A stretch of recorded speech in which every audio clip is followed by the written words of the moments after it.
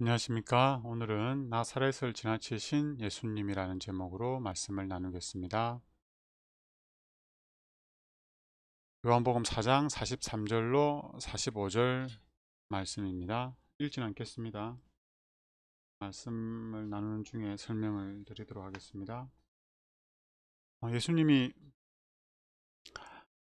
이제 사마리아 수가라는 동네에서 선교를 마치시고 이제 갈릴리로 가시는 길입니다.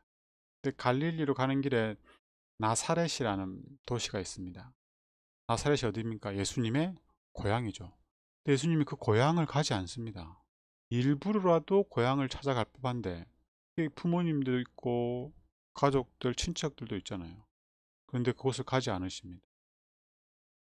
44절에 친히 정언하시기를 선지자가 고향에서는 높임을 받지 못한다 하시고, 예수님이 나사렛에 가지 않으신 이유입니다.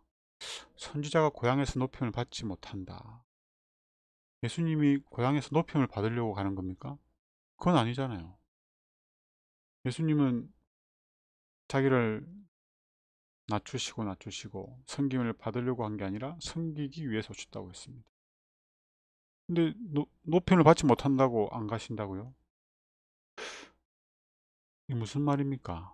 왜 예수님은 나사렛을 그냥 지나치신 걸까요?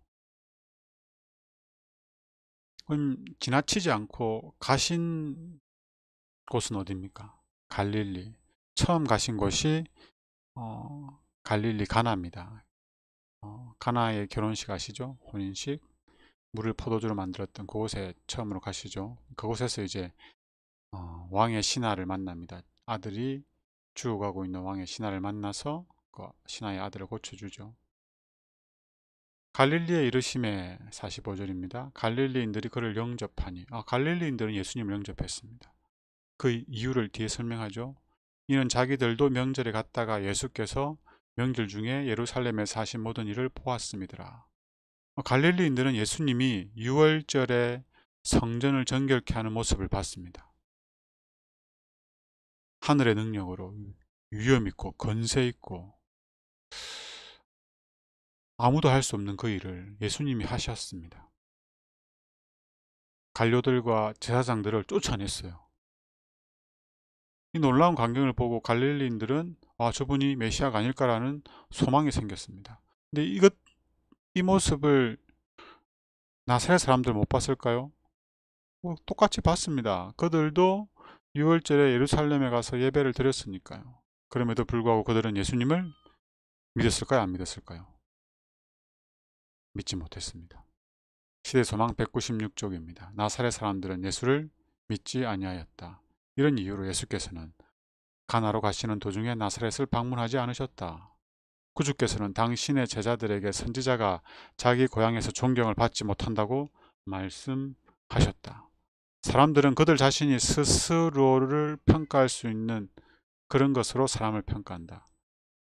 사람들은 스스로 평가할 수 있는 그런 것으로 다른 사람들을 평가합니다. 그러니까 사람들에게는 저마다 평가의 척도가 있습니다.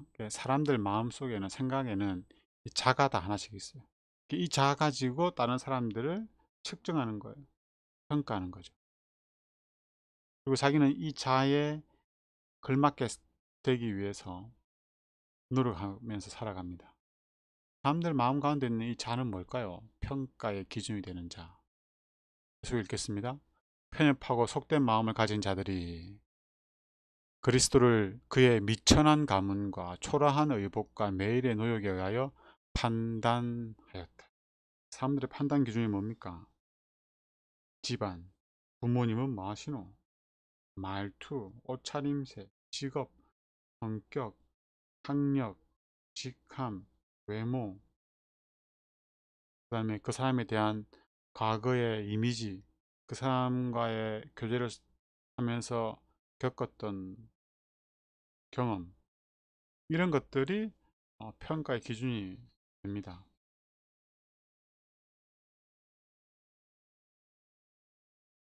네, 나사렛 사람들만 그런 건 아니고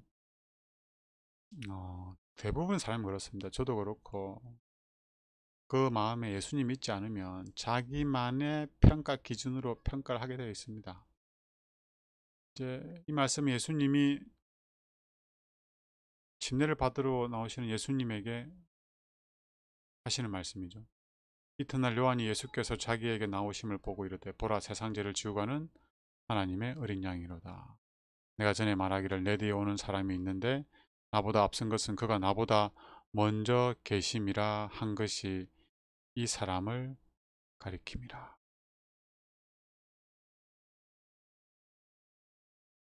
이제 요한이 아주 힘있게 예수님을 하나님의 어린 양이라고 선언하는 장면입니다.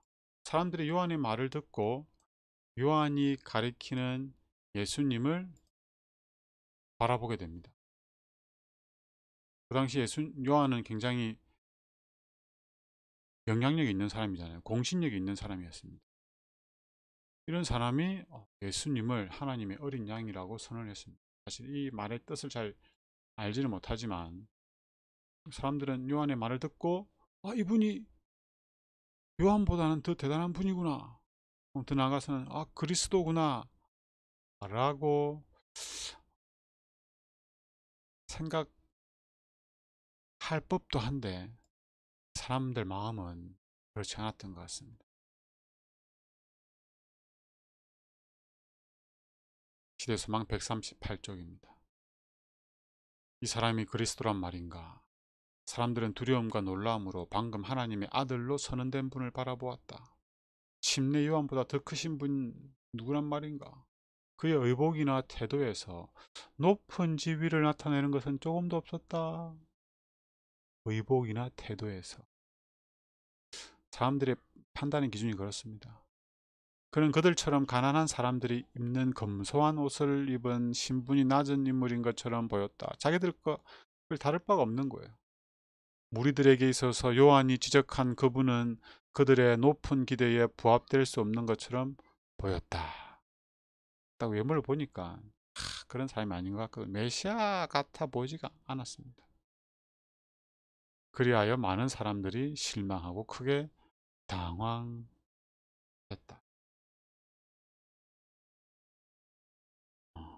자신의 편견과 선입관에 의해서 예수님을 거절한 나사렛 사람들.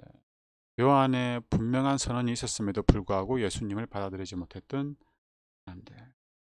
이 사람들은 단순히 한 사람을 거절한 게 아니라 구원을 거절하게 된 겁니다. 엄청난 손해죠. 이 자기만의 편견, 선입관, 선입견 이런 것이 있으면 누가 손해를 볼까요? 네, 그 당사자가 손해를 보게 되어 있습니다. 나사의 사람들, 요단강 근처에 있었던 그 수많은 사람들, 그들이 예수님을 믿지 않았습니다. 그 손해는 엄청나죠. 우리는 어떻습니까? 우리는 예수님을 믿죠. 예수님을 믿습니다. 그런데 다른 사람들에게는 어떻습니까? 다른 사람들을 판단할 때 어떻게 판단하죠?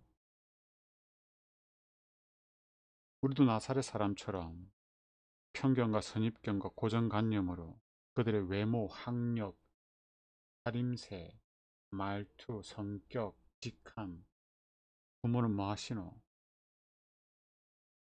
경제적 수준 뭐 이런 걸로 판단합니까?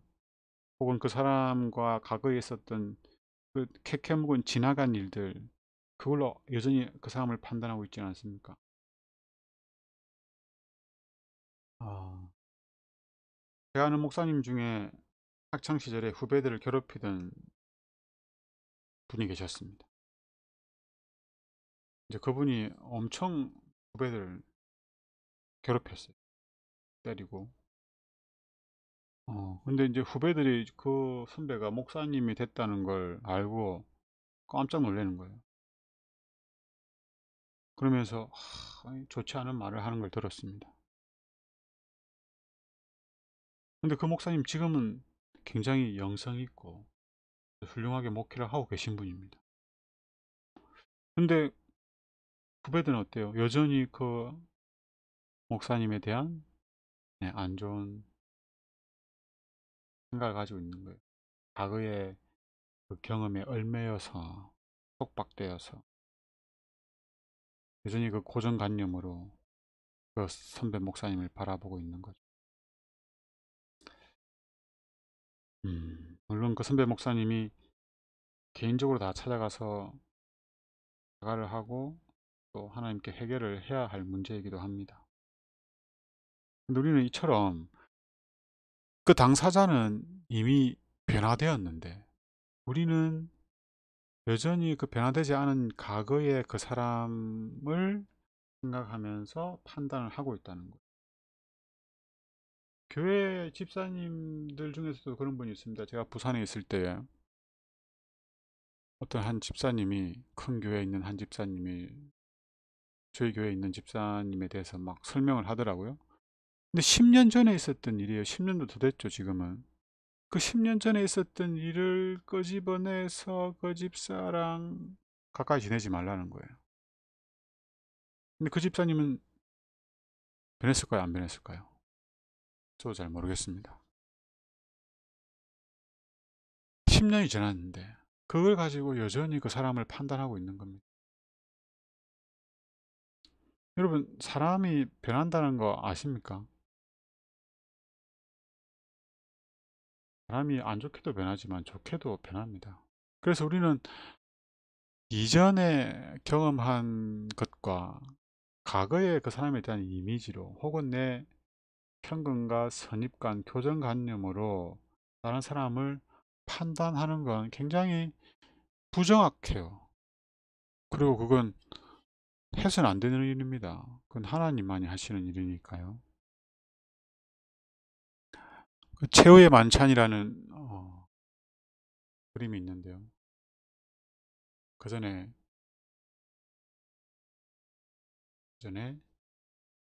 보십시오. 예수님에게 자신의 아들을 고쳐달라고 하기 위해서 찾아온 왕의 신하가 있었죠. 이 시대소망 20장에 나오는 내용인데 그 신하가 예수님께 딱 나왔는데 어떻게 했어요?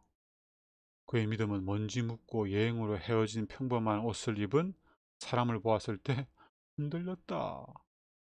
이 사람이 과연 자기가 강구하러 온 그 일을 행할 수 있을까? 는 의심이 들었다. 뭐를 보고 판단한 겁니까? 똑같아요, 다. 사람은 외모를 보고 판단하죠. 하나님은 그 중심을 보고 판단하지만. 저도 거기서 예외가 될 수는 없습니다. 우리 안에는 그런 자가 있어요. 그런 기준이 있습니다. 외모로 판단.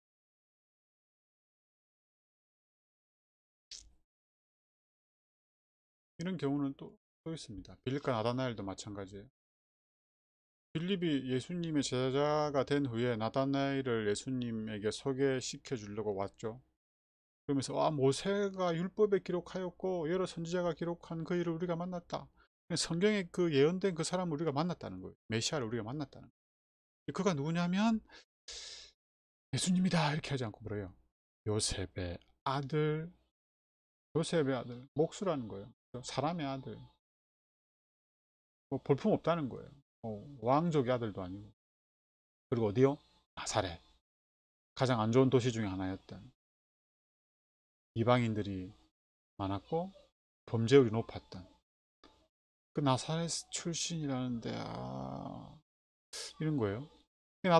나다나엘이 메시아를 기다렸지만 그 나사렛이라는 말을 듣고 야, 나사렛에 무슨 선한 것이 날 수 있느냐, 나사렛에는 선한 것이 나타날 수 없다는 그 선입견이 있는 거예요. 고정관념이. 근데 예수님 어디 출신입니까? 나사렛 출신입니다.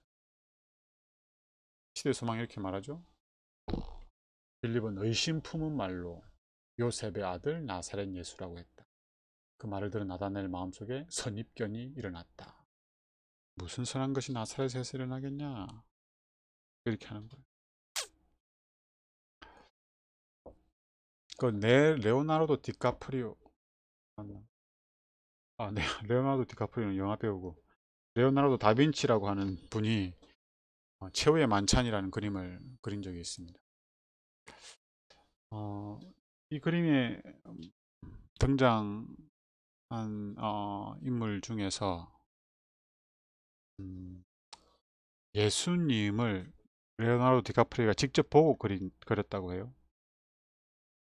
이제 그 사람 이름이 비에트로 반디넬이라고 합니다. 그때가 19살이었고요. 굉장히 온유하고 인자한 모습이었다고 합니다.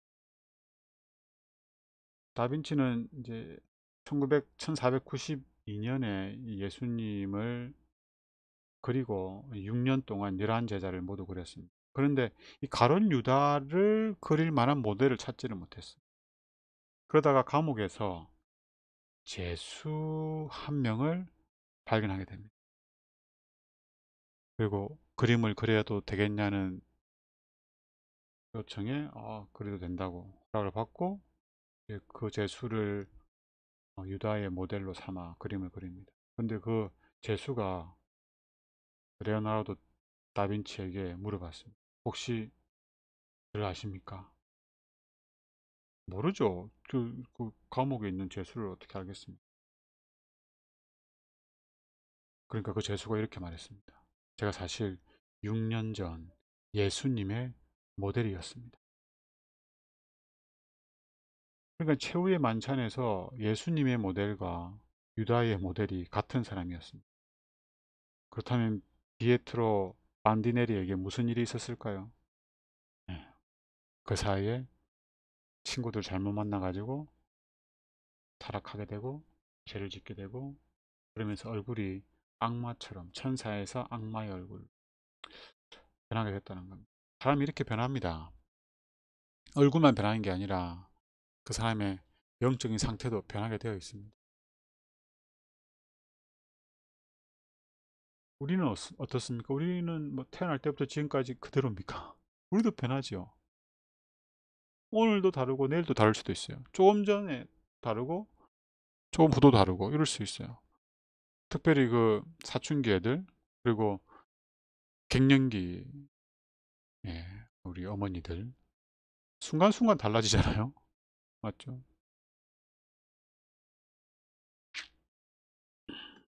그렇기 때문에 우리는 어떤 정해진 나만의 그 판단 기준을 가지고 사람들을 판단한다는 건 정말 어리석은 일입니다.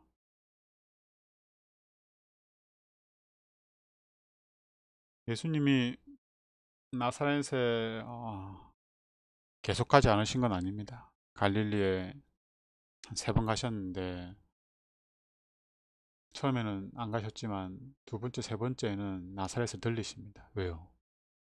그들도 구원해야 되기 때문에 예수님이 아, 일부러 멀리 하시는 분은 없습니다. 유다라 할지라도 예수님은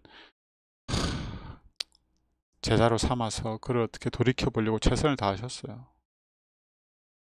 더 이상 사랑할 수 없을 만큼 사랑해 주셨습니다. 그런 마음으로 나사렛에 가셨죠. 나사렛에 가셨는데 볼까요? 누가복음 4장에 예수께서 그 자라신 곳 나사렛에 이르러 안식일에 해당에 들어가서 성경을 읽는데 성경을 읽고 나서 이 말씀 너에게 이르렀다 하니까 뭐라고 그래요 이들이? 28절에 해당에 있는 자들이 나사렛 다 아는 사람들이에요. 고향 사람들이니까요. 듣고 다 크게 화가 나서 일어나 동네 밖으로 쫓아내어 그 동네가 건설된 산 낭떠러지까지 끌고 가서 밀쳐 떨어뜨리고자 하되 쉽게 말해서 죽이고자 했습니다. 죽이고자. 놀랍죠? 두 번째도 이런 일이 있습니다. 예수께서 거기를 떠나 고향으로 가시니 제자들도 따르니라. 근데 예수님이 아주 능력 있게 말씀을 탁 전합니다. 진리를 전합니다. 그랬더니 이들이 아멘 하지 않고 어떻게 했어요? 야, 이건 마리아의 아들 목수 아이가? 야고보와 요셉과 유다와 시몬의 형제 아니냐? 그 너희들이 우리와 함께 있지 아니하냐? 뭐 대단하다고. 우리 아들 친구였는데. 에? 아이고 어릴 때 먹을 게 없어가지고 내가 먹을 거 갖다 주고 그랬던 그 예수 아이가.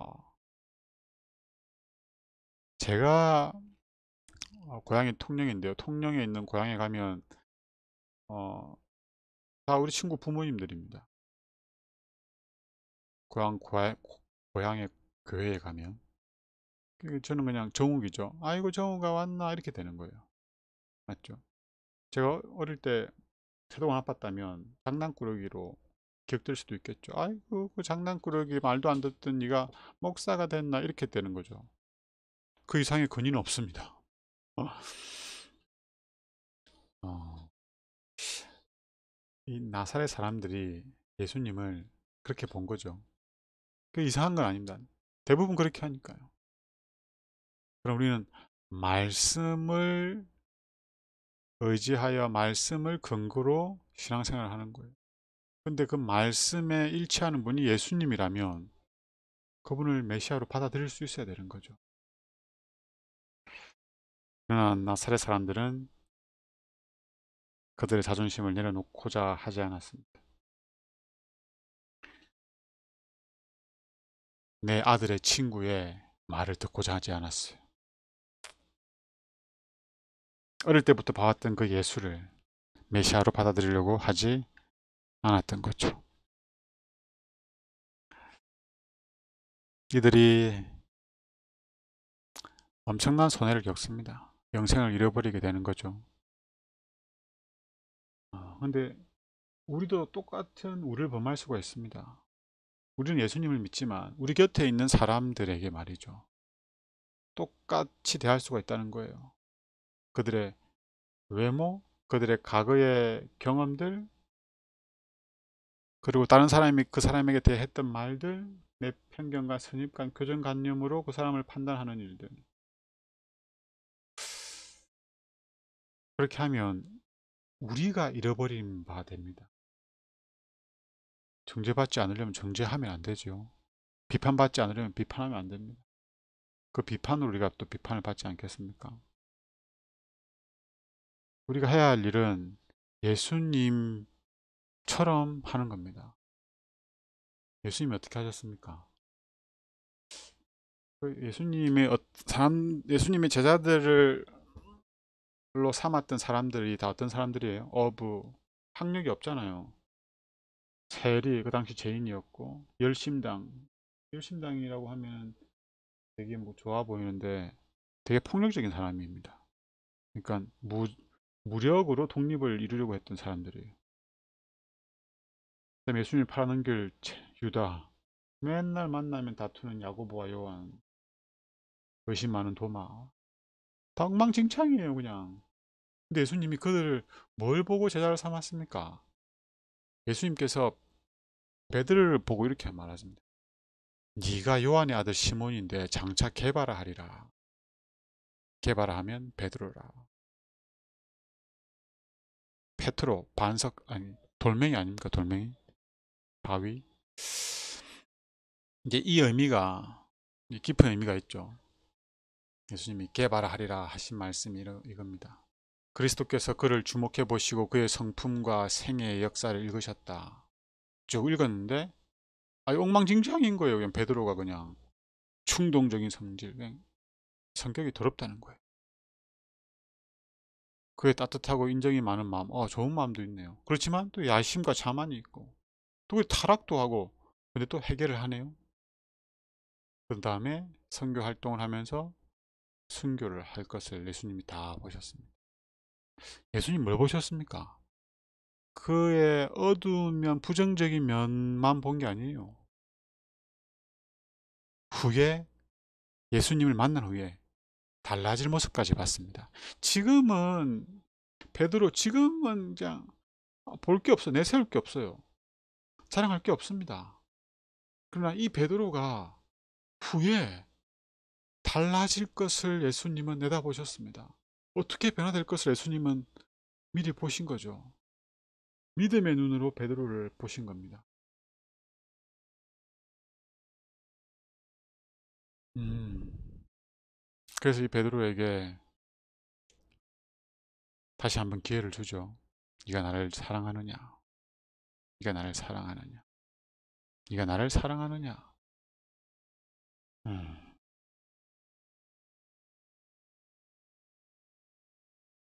우리가 다른 사람을 바라볼 때 이러한 관점으로 봐야 됩니다. 아니, 볼 수 있으면 좋겠습니다. 지금은 그 사람이 음, 좀 우리의 기대에 못 미칠 수도 있습니다. 뭐 과거에 그 사람은 말할 것도 없죠. 정말. 예. 그런데 그 사람이 앞으로 변화되리라는 소망을 갖고 그 사람을 대하는 거예요. 후에는 그 사람이 변화되리라, 달라지리라는 희망을 가지고 바라보는 거예요. 믿음을 가지고. 지금 우리 아이들이 천방지축이고 말씀꾸러기지만 어떻게 되리라는 믿음이 있습니까? 이거 긍정적인 믿음이 있지 않습니까? 밝은 소망이 있지 않아요? 그렇게 바라보는 거예요. 우리 모든 사람들을. 그래서 예수님이 베드로에게 이렇게 말했습니다. 그러나 내가 너를 위하여 내 믿음이 떨어지지 않기를 늘 기도하였노니. 예수님이 그 엉망진창이었던 베드로를 위해서 뭐 했습니까? 네, 기도를 했습니다. 엉망진창인 거 아셨기 때문에. 그냥 판단만 한 게 아니라 지금 그 좀 어디 내놓아도 내놓을 수 없는, 내 제자라고 하기에도 좀 부끄러운 그런 베드로지만 나를 욕하고 저주하면서 부인했던 베드로 아닙니까? 이 베드로를 위해서 뭐 했다고요? 기도했습니다. 기도.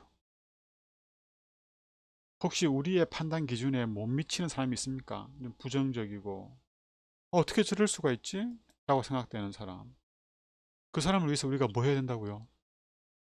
기도해야 됩니다. 아니 뭐 기도하기를 결심하라는 것도 아닙니다. 이 기도를 하는 것도 하나님의 은혜로 말미암아 하는 겁니다. 성령이 우리 마음에 역사하셔서 그 사람을 불쌍하게 여기고 그 사람을 위하여 기도하도록 하실 때 기도하는 거죠. 이게 진짜 기도죠. 그리고 나서 예수님이 베드로에게 말합니다. 너는 돌이킨 후에 예수님을 저주하고 욕하며 부인하지만 회개한 다음에 뭐라고요? 내 형제를 굳게 하라. 예수님 말씀하셨죠. 네가 나를 사랑하느냐? 내 양을 먹이라. 내 형제를 굳게 하라. 베드로에게 하신 이 말씀이 우리에게도 해당됩니다. 우리의 지난 과거가 어떻습니까? 하나님 앞에 내어드리기에 부족함 투성이 아닙니까?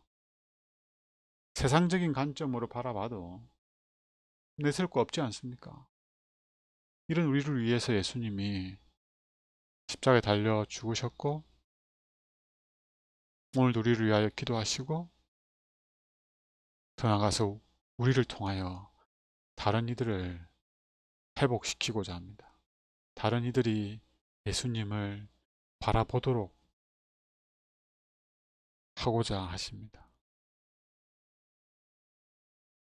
우리도 예수님처럼 다른 사람을 바라볼 때 변화될 모습, 변화될 모습, 더 나아질 모습을 기대하면서 그리고 기도하면서 격려하고 도와주면서 그 사람을 대한다면 내 주변에는 내가 싫어하는 사람이 한 명도 없을 겁니다. 다 기도가 필요한 사람이고 예수님이 필요한 사람이고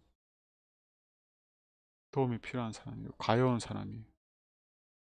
우리가 그렇게 하다 보면 그 사람들이 어느 순간 예수님을 닮아 있을 겁니다. 저와 여러분도 그 사람들 중에 한 명이 되면 좋겠습니다. 기도하겠습니다. 하나님,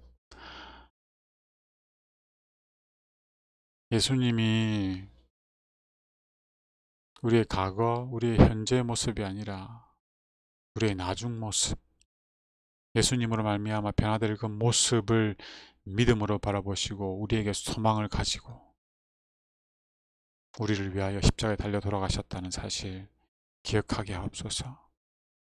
그리하여 우리 안에 있는 그의 그, 그 세상적인 가치관, 선입견, 고정관념으로 사람들을 판단하지 말게 하시고 그들의 외모로 판단하지 말게 하시고 그들이 예수님 안에서 변화될 것을 기쁨으로 바라보면서, 믿음으로 바라보면서 그 사람들을 위하여 기도하고, 그 사람들을 격려하고, 그 사람들에게 친절을 베풀고 온유함을 나타내며 그들이 예수님 안에서 변화되도록 조력할 수 있도록 저희들을 사용하여 주시옵소서. 우리 안에 있는 그 세상의 판단 기준을 없이 하여 주시고, 그 예수님의 사랑의 마음을 주셔서 사랑으로 다 사람들을 바라보게 하여 주시옵소서. 그리하여 우리가 정죄하고 판단하고 의심하고 비난할 사람들이 없게 하시고, 다 불쌍히 여기고 동정하고 가볍게 여기며 섬기고 사랑하는 사람들로만 우리에게 인식되어질 수 있도록 도와주십시오. 오늘 안식일 저녁에도 믿음으로 예수님 모시고 우리 곁에 있는 사람들에게 사랑을 나눌 수 있도록 축복하여 주시옵소서. 예수님 이름으로 기도드립니다. 아멘.